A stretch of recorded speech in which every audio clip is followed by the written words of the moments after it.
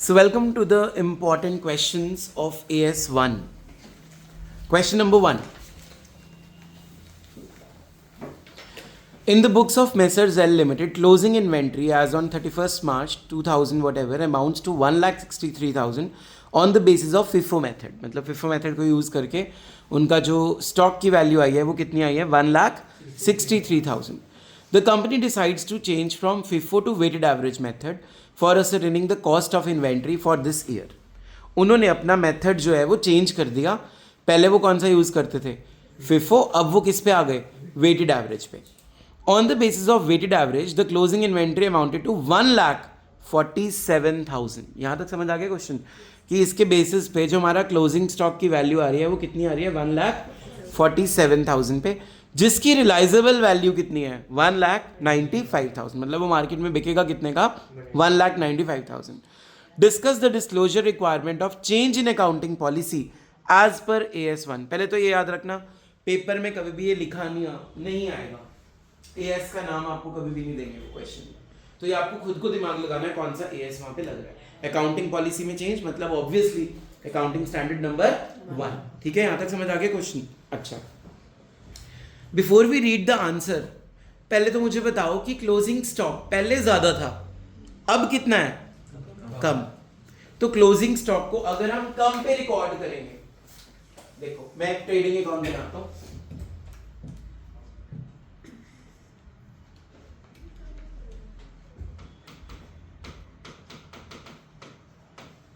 मैंने अगर closing stock लिखा था 1,63,000, जो कि अब कितना हो गया 1,47,000. मतलब अगर मैं क्लोजिंग स्टॉक को कम पे रिकॉर्ड करूंगा तो प्रॉफिट क्या हो जाएगा मेरा, अंडरस्टेट या ओवरस्टेट? अंडरस्टेट. कितने से? Profit will be understated by rupees. पहले तो ये डिस्क्लोज करना पड़ेगा, बताना पड़ेगा डिस्क्लोजर में, यही पढ़ा था ना. हर चीज खुल के बतानी है, ट्रांसपेरेंसी रखनी है. अब 16,000 से आपका प्रॉफिट क्या हो रहा है, कम हो रहा है. यहां तक क्लियर हो गया? बोलते नहीं? अच्छा, अब पेपर में इसका आंसर ऐसे बना के नहीं आना. अब कैसे इसको अटेम्प्ट करना है, अकाउंटिंग स्टैंडर्ड को कैसे लिखना है वो सीखेंगे हम आज. ठीक है, हमेशा क्वेश्चन शुरू होना चाहिए एज पर AS1, मतलब जो भी नंबर होगा एज पर AS1. पहले उस AS की सारी थ्योरी लिख दो एक पैराग्राफ में, जो भी रिलेटेड चीज क्वेश्चन में आई है. अच्छा, इस क्वेश्चन में ना मैं तुम्हें बताऊं दो AS है, एक AS1 है, दूसरा वैभव बताएगा. 5 कौन सा? इन्वेंटरी की बात नहीं हो रही. 2 AS2 का भी एक रूल अप्लाई हो रहा है इस पे. 1,47,000 और 1,95,000, विच एवर इज लेस. हमने बचपन में पढ़ी थी, अभी मैं AS2 जब पढ़ाऊंगा तुम्हें ये चीज बाद में पता लगेगी कि क्लोजिंग स्टॉक को हम वैल्यू किस पे करते हैं, उसकी फेयर मार्केट वैल्यू, जिसको हम बोलते हैं NRV, net realisable value. FMV word use नहीं करते ना, क्योंकि करंट एसेट होती है. क्या वर्ड यूज करना है, नेट रियलाइजेबल वैल्यू और कॉस्ट विच एवर इज. तो मेरे अकॉर्डिंगली यहाँ पे सिर्फ AS1 का आंसर नहीं आना चाहिए, साथ में AS2 का भी आंसर आपने लिखना है. यहाँ तक समझ आ गया? तो मैं आगे चलूं, पढ़े अब इसका आंसर कैसे फ्रेमिंग करनी है. रवि समझ आ रहा है जी? चलो जी, वृत्ति रीड लाउडली बेटा, first paragraph. As per AS1, disclosure of accounting policies, any change in accounting policy which has material effect should be disclosed in financial statements. The amount by which any item in financial statement is affected by such change should also be disclosed to the extent ascertainable. रुक जाओ, याद है ये हमने पढ़ा था कि जो फाइनेंशियल स्टेटमेंट्स को अफेक्ट करता है. फाइनेंशियल स्टेटमेंट्स जब भी वर्ड आया मेरे माइंड में 4 चीजें आनी चाहिए. क्या तुम्हारे माइंड में आई? Yes sir. बोलो. पहली प्रॉफिट एंड लॉस, दूसरी बैलेंस शीट, तीसरी नोट्स टू अकाउंट और चौथी कैश फ्लो स्टेटमेंट. ठीक है, आगे पढ़ो. Where such amount is not ascertainable wholly or in part, the fact should be indicated. रुक जाओ, जिस चीज का अमाउंट असर्टेनेबल नहीं हुआ तो भी डिस्क्लोजर में क्या लिखना है उसका फैक्ट. ये हमने नोट्स में लिखा था. ठीक है, आगे चलो. Thus, Prashant Limited should disclose the change in valuation method of inventory and its effect on financial statements The company may disclose the change in accounting policy in the following manner. तो ये देखो, ये तो हो गई जैसे हम law की केस स्टडी करते हैं as per section this of companies act. पहला पैराग्राफ उस एएस को एक्सप्लेन कर रहा है। इस पूरे पैराग्राफ में सारे रूल्स लिख दिए हमने, वो जो चार्ट बनवाया था मैंने, असर्टेनेबल, नॉट असर्टेनेबल, अगर नहीं भी हो रहा, अगर उसका इफेक्ट फ्यूचर ईयर्स पे पड़ रहा है वो भी बताओ, अगर आपसे अमाउंट नहीं निकल रही लेकिन आपको लगता है वो अभी इंपॉर्टेंट नहीं है, अगले आने वाले सालों में वो चीज इंपॉर्टेंट होगी तो उसके बारे में बताओ, जिसके बारे में आप अभी अमाउंट असर्टेन नहीं कर पा रहे हो उसका फैक्ट लिखो। सारा कुछ आ गया। अब पढ़ते हैं main answer.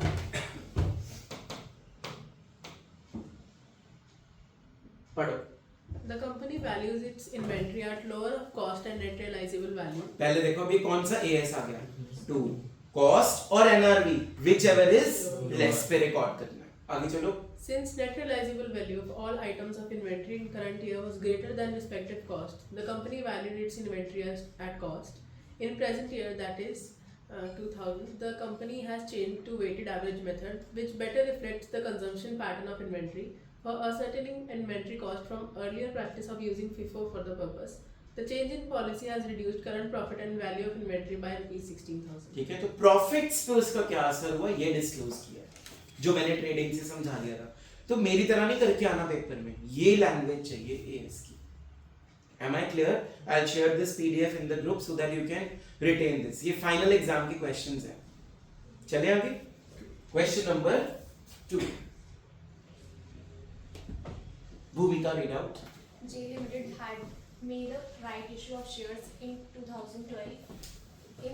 In the offer document to its members, it had projected a surplus of 40 crores during the accounting year to end on 31st March 2012. The draft results of the year prepared on the hitherto followed accounting policies and presented for perusal of the board of directors showed a deficit of 10 crores. The board, in the consultation with the managing director, decided the following. पहले यहाँ तक question समझ आया कुछ? Right issue हुआ है ना? Right issue का मतलब पता है ना? जब कंपनी दोबारा शेयर्स इशू करती है तो पहला हक किसको देती है? एग्जिस्टिंग शेयर होल्डर्स के लिए। तो ऑफर डॉक्यूमेंट में उसने प्रोजेक्ट किया कि मुझे इतने का सरप्लस हुआ 40 करोड़ का 1 साल के अंदर, ड्राफ्ट्स बन गए, सब कुछ हो गया, अकाउंटिंग पॉलिसीज भी फॉलो हुई और वहां पे पता लगा कि 10 करोड़ का डेफिसिट शो हो रहा है। डायरेक्टर्स ने बताया कि 10 करोड़ का क्या शो हो रहा है? डेफिसिट। किस बेसिस पे? ये फालतू की कहानी थी, मेन क्वेश्चन यहाँ पे है। हाँ जी पढ़ो।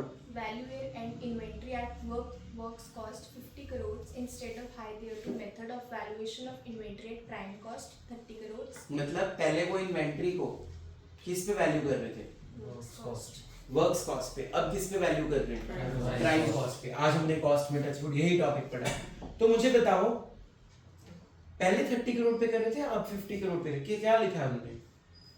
पहले किस पे वैल्यू हो रहा था और अब किस पे हो रहा है? पहले प्राइम कॉस्ट पे हो रहा था, अब किस पे कर रहे हैं? वर्क्स कॉस्ट पे कर रहे हैं। तो मतलब 30 करोड़ की इन्वेंट्री की जगह पे मेरे ट्रेडिंग में अब इन्वेंट्री कितने से डेकोरेट होगी? 50 करोड़ से।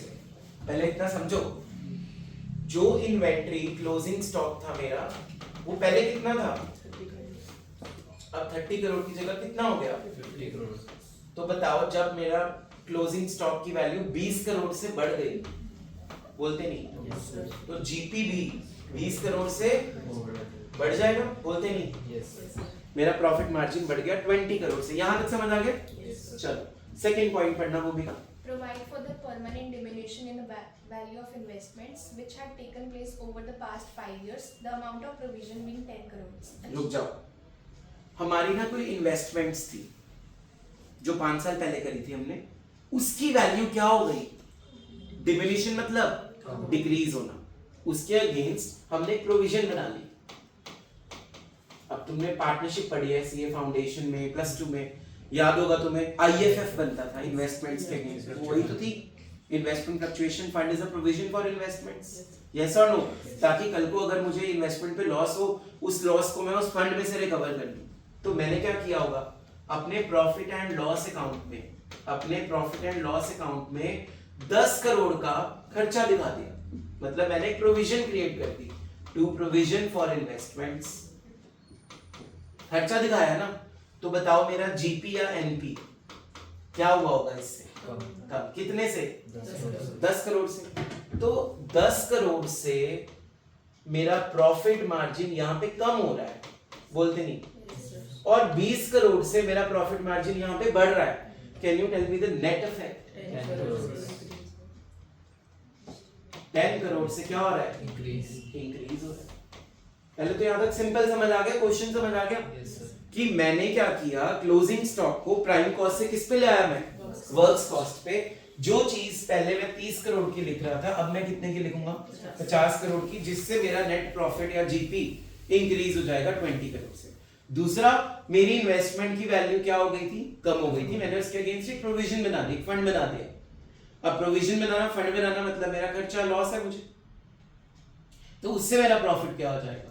डिक्रीज। यहां तक समझ गए? Yes, sir. पढ़े हम इसका आंसर। लॉ में कैसे लिखना है इसको, मतलब लॉ लैंग्वेज इसमें क्या आएगी इसकी? Let's read out. Tanmay, As per AS1, any change in accounting policies which has a material effect in the current period or which is reasonably expected to have a material effect in later periods should be disclosed. क्या बताया था मैंने बेटा इस line का मतलब? Copy पे लिखी हुई है लाइन हमने। कि अगर कोई मटेरियल इफेक्ट है अब करंट पीरियड में तो उसे डिस्क्लोज करना है, अगर तो सर्टेनेबल है तो उसे डिस्क्लोज कर दो, अगर नहीं है सर्टेनेबल मटेरियल इफेक्ट में असर्टेनेबल कहाँ से आ गया? मटेरियल इफेक्ट मतलब वो इंपॉर्टेंट है, मटेरियलिटी, ऑडिट वाला वर्ड है मटेरियल। अगर वो अभी अनइम्पॉर्टेंट है, 10 रुपए, याद आ रहा है मेरा एग्जाम्पल, अगर अभी 10 रुपए का डिफरेंस है तो कोई बात नहीं, इग्नोर कर दो अभी के लिए। लेकिन अगर आपको लगता है वो 10 रुपए अगले 3-4 सालों में 10 लाख 10 करोड़ बन जाएंगे, तो इस फैक्ट को अभी डिस्क्लोज करना जरूरी है। ये है इसका मतलब। आगे पढ़ो। In the case of a change in accounting policies which has a material effect in the current period, the amount by which any item in the financial statements is affected by such change should also be disclosed to the extent ascertainable. मतलब अगर आपको लगता है कोई भी item में change आएगा accounting policy के कारण, और उसको भी डिस्क्लोज करना बहुत जरूरी है, बहुत कंपलसरी है, अगर वो असर्टेनेबल है तो। आगे पढ़ते हैं। Where such amount is not ascertainable wholly or in part, the fact should be ये पहले वाले क्वेश्चन की सेम वर्डिंग आ गई। अगर आप अभी असर्टेनेबल नहीं कर पा रहे हो उसको, तो बोलो फैक्ट को डिस्क्लोज कर दो अभी। क्लियर है? आगे बढ़ो। Accordingly, the notes on accounts should properly disclose the change and its effect. ठीक है, अब पढ़ते हैं main answer. During the year, inventory has been valued at factory cost against the practice of valuing it at prime cost, as was the practice till last year. This has been done to take cognizance of the more capital-intensive method of production on account of heavy capital expenditure during the year. As a result of this change, the year-end inventory has been valued at 50 crores and profit for the year has been increased by 30 crores. बताओ 30 कहाँ लिखा है? 20 crores. बताओ, यही था answer. 20 crore से मेरा profit बढ़ रहा था फर्स्ट क्वेश्चन में। आगे चलते हैं।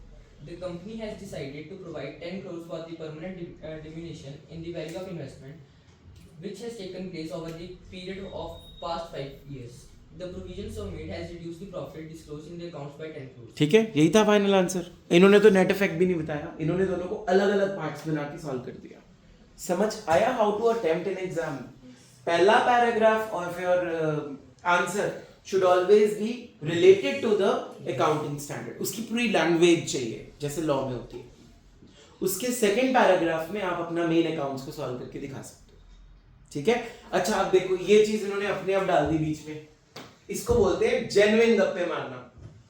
This has been done to take cognizance of the more capital intensive method of production on heavy capital expenditure। ये उन्होंने assumption ली है कि ऐसा किया होगा कंपनी ने, तभी उन्होंने अपनी इन्वेंट्री को फैक्ट्री कॉस्ट, प्राइम कॉस्ट से किस पे लेकर आए हैं? फैक्ट्री कॉस्ट पे। अब क्यों ये assumption ली? क्योंकि मशीनरी कहाँ होती है?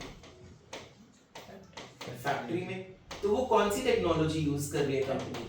Capital intensive. देखो कितना जेन्युइन रिलेट किया है। समझ में आया? अगर तुम ये चीज नहीं लिखते हो पेपर में, तो तुम्हारे मार्क्स, ये मत सोचना कि नहीं कटेंगे, तुम्हें कुछ और रेलेवेंट लिखना है। अगर रेलेवेंट होगा तो मार्क्स पूरे मिलेंगे। समझ में आ गया? ये तो हो गया पहला सिनेरियो। अच्छा, पहले क्वेश्चन में भी थोड़ा सा उन्होंने अपनी तरफ से लिखा था, अगर तुमने ध्यान दिया हो।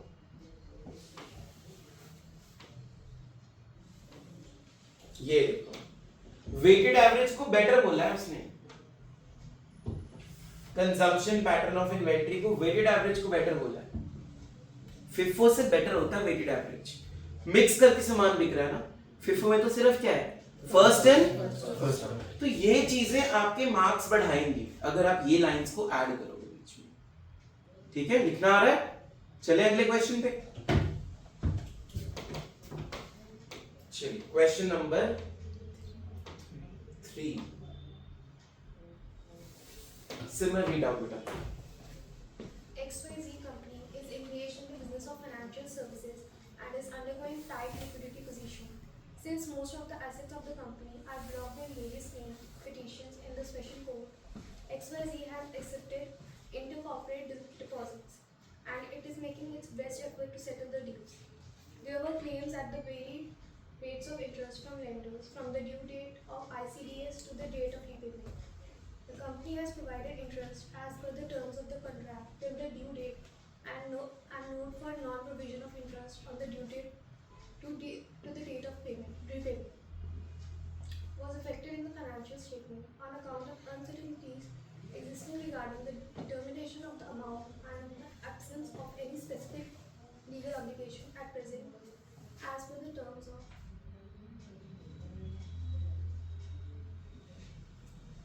contracts. The company considered that these claims are in the nature of claims against the company not acknowledged as a debt, and the same has been disclosed by way of note in the notes and account instead of making a provision in the statement of profit and loss. State whether the treatment done by company is correct or not. पहले एक बार सब लोग ना question को पढ़ो. इसका मतलब तुम समझाओगे मुझे. चलो जी, तन्मय क्वेश्चन ट्राई करो बेटा. एक्सप्लेन करो जितना भी आपको समझ आया, जल्दी करो. Sir XYZ company financial services के बिजनेस में है और लिक्विडिटी पोजीशन पे मतलब कि बहुत टाइट चल रहा है सिस्टम. अच्छा. और फाइनेंशियल कंपनी है, फाइनेंशियल सर्विसेज मतलब लोन देना लोन लेना, इसके लिए नॉर्मल बात है राइट. तो कंपनी ने ना कुछ बोरोइंग्स करी थी. अब जब हम बोरो करते हैं उसके ऊपर हम क्या पे करते हैं? इंटरेस्ट ऑन बोरोइंग्स बोलते नहीं. तो इंटरेस्ट ऑन बोरोइंग्स हमारा खर्चा होता है, तो वो नॉर्मली P&L की डेबिट साइड पे शो होना चाहिए. As per the law interest on borrowing should be shown in the profit and loss account. ठीक है, आगे बोलिए.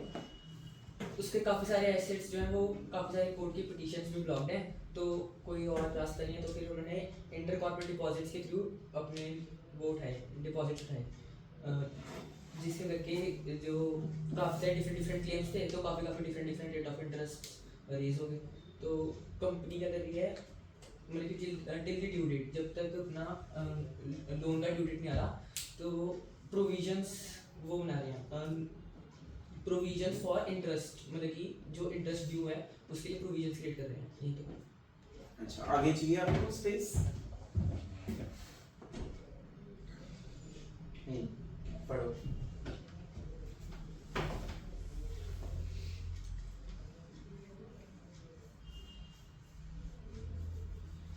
जो कंपनी है वो इसे क्लेम अगेंस्ट कंपनी, मतलब कि इसे डेट की तरह एक्नॉलेज नहीं कर रही. जो प्रोविजन नहीं है इसको डेट की तरह एक्नॉलेज नहीं कर रही, और इसको डिस्क्लोज भी करें नोटेड अकाउंट में, मतलब प्रोविजन आने की जगह इससे मतलब कि नोट्स पे अकाउंट्स में शो कर दिया. बस अच्छा. P&L में शो करे, एक तरह से नोट्स में शो कर दिया. Very good, good post model. मानते हो उसका क्वेश्चन बिल्कुल सही था तन्मय का? समझ आया क्वेश्चन? सुनो ध्यान से, क्वेश्चन समझते हैं पहले, आंसर पे बाद में आएंगे. क्वेश्चन समझते हैं. क्वेश्चन कहता है जी कि एक कंपनी है, उसने ना ड्यू डेट तक का सारा इंटरेस्ट का खर्चा अपने P&L में दिखा दिया. ठीक है जी, ओके. ड्यू डेट से लेके रीपेमेंट की डेट तक, रीपेमेंट का मतलब लोन का वापस करना. मान लेते हैं, मैं ज्यूम कर रहा हूं वैसे कोई भी रेट मनगढ़ंत सी, 1 सितंबर ड्यू डेट है और मैंने रीपेमेंट करनी है 31 दिसंबर को, और बुक्स मान लो मेरी क्लोज हो रही है 31 मार्च को या दिसंबर को, जो मर्जी मान लो. इसके बीच का जो इंटरेस्ट होगा लॉजिकली वो भी P&L में आना चाहिए ना. अगर मैंने रीपेमेंट करनी है तो obviously with interest and principal दोनों रीपे करूंगा. इसके बीच का जो टाइम पीरियड का इंटरेस्ट है that should also be the part of profit and loss account, क्योंकि हम एक कंसेप्ट पढ़ते हैं अकाउंट्स में, एक्रूअल कंसेप्ट. वो क्या बोलता है कि चाहे आपने अभी पेमेंट करी हो चाहे ना करी हो, जिस पीरियड का है वो उसी पीरियड में शो होना चाहिए। लेकिन कंपनी ने क्या किया, कंपनी ने P&L में यहां तक का ड्यू डेट तक का तो इंटरेस्ट शो कर दिया, इसके बाद वाला शो नहीं करा, इसको नोट्स टू अकाउंट्स में दिखा दिया। नोट्स टू अकाउंट्स में ये दिखा दिया कि इतना इंटरेस्ट तो है अभी जो मैंने पे करना है, ठीक है, ये भी बिल्कुल सही डिस्क्लोजर किया उसने, यस और नो, नोट्स में दिखा दिया। लेकिन दिखाया किसने, नॉट एक्नॉलेज्ड एज डेट में दिखा दिया। याद है इसका मतलब, this is what contingent liability which may or may not happen in the future। ये कंपनी ने बहुत बड़ी गलती कर दी। contingent liability थोड़ी ना है ये तो P&L में शो होनी चाहिए under accrual concept of accounting. इसमें दो चीजें आ रही हैं, एक conservatism prudence, anticipate no profits but provide for all possible, दूसरा दो इसके मेन आंसर मेरे अकॉर्डिंगली निकल के आए हैं। कितना इजी आंसर है और क्वेश्चन कैसे घुमाया है, आंसर देखो कितना आसान निकला।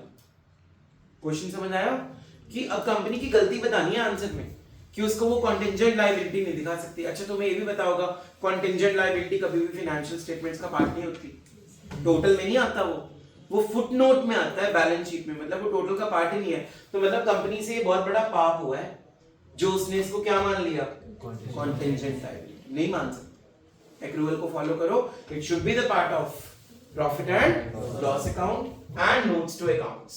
M I clear? चलो let's read the answer now. Tanmay, AS1 disclosures of accounting policies recognizes prudence as one of the major considerations governing the selection and application of accounting policies.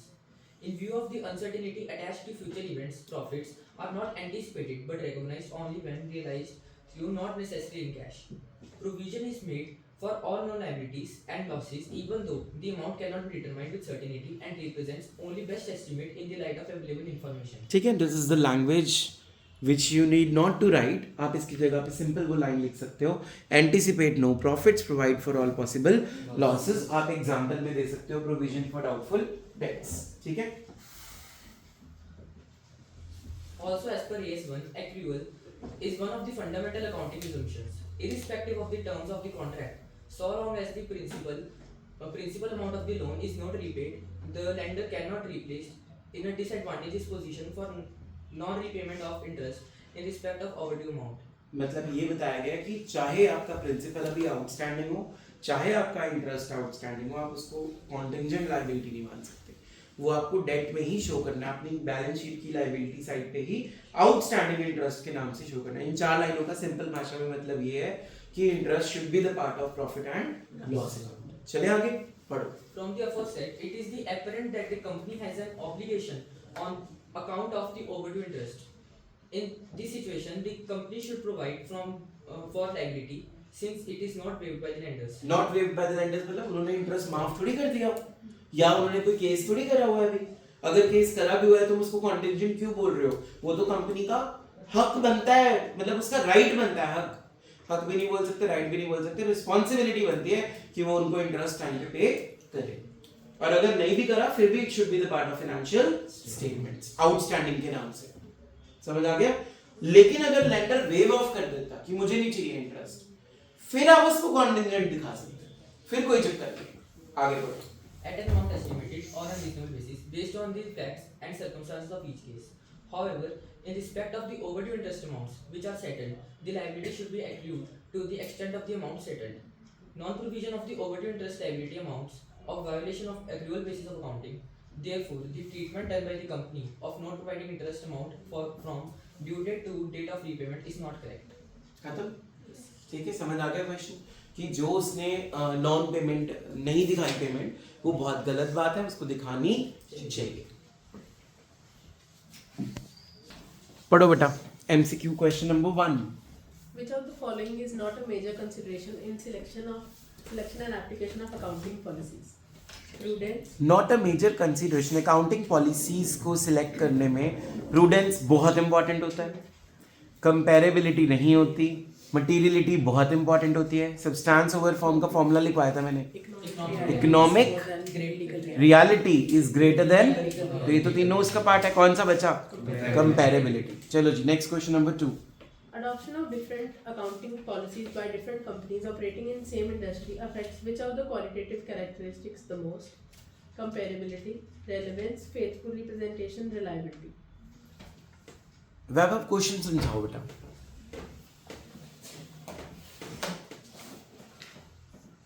कि अगर अलग अलग कंपनीज हैं एक ही इंडस्ट्री में, तो अगर वो अलग अलग अकाउंटिंग पॉलिसीज यूज़ करेंगे तो उनकी कौन सी क्वालिटेटिव करेक्टरिस्टिक अफेक्ट होएगी.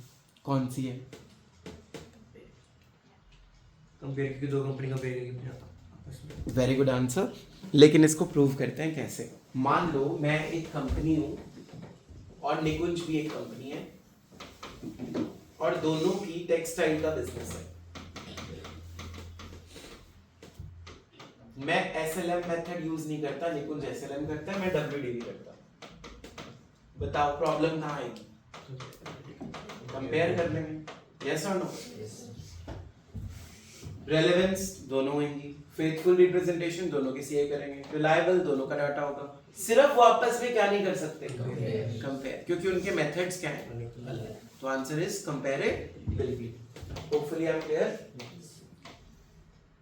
चलो tell me, read out. Which of the following statement would not be correct in relation to disclosures to be made in financial statements after making any change in accounting policy? Any change in accounting policy? पहले question समझा दो sir. सिर्फ कौन सी would not be correct मतलब false ढूंढना है. In relation to what? ये पेन से टिक टिक बंद करो अपनी. इन रिलेशन टू डिस्क्लोजर, मतलब कि फाइनेंशियल स्टेटमेंट में जब हम डिस्क्लोजर्स करते हैं उसके अगर डिस्क्लोजर करते टाइम कोई अकाउंटिंग पॉलिसी में चेंज करते हैं तो उसके रिलेटेड कौन सी स्टेटमेंट करेक्ट नहीं होगी? चलो पढ़ो पहला point. Any change in accounting policy which is a material effect should be disclosed. Material effect मतलब इंपॉर्टेंट. ऑडिट में भी मटेरियल का मतलब क्या है? इंपॉर्टेंट. तो ये तो ट्रू है मेरे हिसाब से. Number 2. Amount by which any item in the financial statement is affected by such change should be disclosed to the extent ascertainable. Where such amount तो फैक्ट शुड बी डिस्क्लोज. ये भी ट्रू है. चलो third, ऊपर कर दो screen. Nice. पढ़ो. If a change is made in accounting policies which has no material effect on financial statements for the current period, but which is reasonably expected to have a material effect in later periods, the fact of such change should be appropriately disclosed in the period in which the change is adopted. रुको. इसका मतलब वही है कि अभी वो material नहीं है, अभी वो मेरे लिए इंपॉर्टेंट नहीं है, अभी 10 रुपए का फर्क था, लेकिन फ्यूचर में वो 10 करोड़ बन सकता है, तो उस फैक्ट को भी डिस्क्लोज करना है. ठीक है, ये भी ट्रू है. तो बचा तो फोर्थ. पढ़ो इसको. If a change is made in an accounting policy which has a material effect on the financial statement for the current period and is reasonably expected to have a material effect in later periods, the fact of such change should be appropriately disclosed only in later periods. नहीं, not in later periods. It should be disclosed in the current period itself. So that is why this statement is false. Clear है सबको? खत्म? बाकी की कोई और questions given है book में? ट्रू फॉल्स पे आ जाओ. चलो वृति, फर्स्ट पार्ट पढ़ो. Certain fundamental accounting assumptions underline the preparation and presentation of financial statements. They are usually specifically stated because their acceptance and use are not assumed. गलत. False. हमने पढ़ा था लास्ट टॉपिक ऑफ एएस. खोलो अपनी notebooks, जल्दी खोलो. हमने पढ़ा था अगर फंडामेंटल क्या था? अकाउंटिंग पॉलिसीज अजम्पशंस थी. याद है? 3 लिखवाए थे इसमें मैंने तुम्हें. बोलो कौन से थे? Going concern, accrual, consistency. क्या लिखवाया था इसमें? कि अगर हम इसको फॉलो करते हैं तो डिस्क्लोज करने की जरूरत नहीं है. बट ये क्या बोल रहा है? उल्टा बोल रहा है ना ये. They are usually specifically stated. वो कह रहा डिस्क्लोज करेंगे. The statement is false. देखो सारा का सारा क्वेश्चन तुम्हारी कॉपी से निकल गया. इजी? तो लिख लो. वैदा लिखना जरूरी है. आप कह रहे थे ना मैं ना लिखूं. यस. सेकंड पॉइंट पढ़ वैदा. If fundamental accounting assumptions are not followed in presentation and preparation of financial statements, a specific disclosure is not required. Required होता है तो ये भी क्या हो जाएगा फॉल्स. डिस्क्लोजर तो हमेशा रिक्वायर्ड है. सिमर number 3. All significant accounting policies adopted in the preparation and presentation of financial statements should form part of the financial statement. जितनी भी सिग्निफिकेंट अकाउंटिंग पॉलिसीज हैं, जितने उनके पार्ट्स हैं, वो भी डिस्क्लोज करने हैं. The answer is true. Tanmay 4th. Any change in an accounting policy which has a material effect should be disclosed. Where the amount by which any item in the financial statement is affected by such change is not ascertainable, wholly or in fact. क्यों? Fact need not to be indicated या fact need to be indicated, तो इसलिए क्या हो जाएगा false. मतलब question number 7 देखते हैं एक बारी. एग्जांपल्स मांग रहा है वो. एग्जांपल्स में आप लिख सकते हो जो मैंने लिखवाए थे कॉपी पे. डेप्रिसिएशन के लिए SLM and WDV. Cash flow के लिए डायरेक्ट एंड इनडायरेक्ट मेथड. एक और लिखवाया था इन्वेंटरी वैल्यूएशन के लिए FIFO एंड. चलो मैं वेटेड एवरेज लिख रहा हूँ क्योंकि आज की केस स्टडी में बोला था weighted average is better than FIFO. चलो तो ये तो हो गए एग्जांपल्स. अब हमने अभी एक इसके साथ रिलेटेड केस स्टडी भी करी थी, क्वेश्चन भी करा था अभी कि अगर एक ही इंडस्ट्री की दो फर्म्स हैं, फर्म ए और फर्म बी, इनके सारे क्वालिटेटिव एस्पेक्ट्स माने जाएंगे सिवाय एक के. Very good. ये दोनों अगर डिफरेंट अकाउंटिंग पॉलिसी को फॉलो करती हैं, एक एसएलएम और एक दूसरी, तो इनमें क्या नहीं हो सकता? कंपैरिजन नहीं हो सकता. वृत्ति इसका आंसर बुक से पढ़ दे बेटा. Answer number 7 loudly. There are various areas where different accounting policies could be adopted by different entities within the same industry. An entity may choose to value its inventories using FIFO method, whereas another entity may choose to value the same using weighted average method. While an entity is free to choose its accounting policy as long as it in the financial statements reflect a true and fair value of state of affairs of enterprise as at balance sheet date and of profit and loss for the period ended. The application of different accounting policy by different entities affects the comparability of financial statements. This is the main answer. Comparison नहीं हो सकता उनमें. ठीक है. That's all for today. Thank you.